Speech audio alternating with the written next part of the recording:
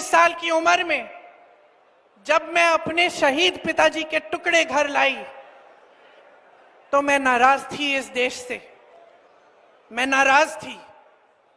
मेरे दिल में यह भावना थी, मैंने अपने पिता को भेजा, तुम्हारा काम था सुरक्षित रखना। मैंने अपने पिता को हिफाजत से तुम्हारे पास भेजा और तुमने ये टुकड़े लौटा दिए मुझे, और वो टुकड़े इस झंडे में लपेटे हुए थे, देश के झंडे में। मैं नाराज थी। मैं समझती हूं शहादत की का क्या मतलब है। जैसे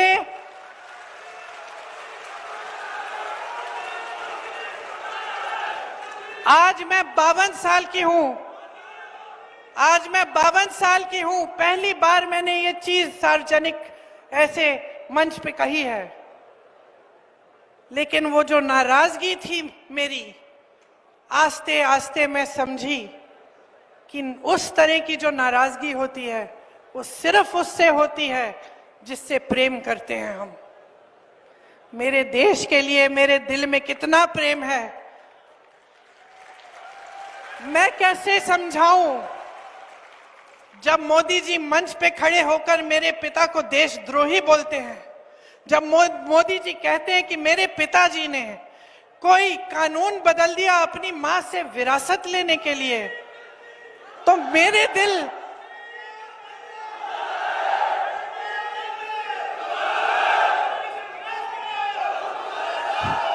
तो मोदी जी इस बात को समझ नहीं पाएंगे कि मेरे पिताजी को विरासत में धन दौलत नहीं मिली, मेरे पिताजी को विरासत में शहादत की भावना मिली। आप समझ सकते हैं, आप समझ सकते हैं। इस देश के किसान हो, इस देश की मिट्टी आपने सींची है अपने पसीने से, अपने अपने बेटे भेजे हैं सरहद पे।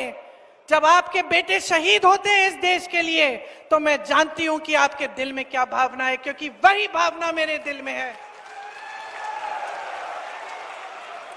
जो पुलवामा के शहीद हैं, जब वो हुआ, पुलवामा का हुआ, उनमें से कुछ परिवार यूपी के थे।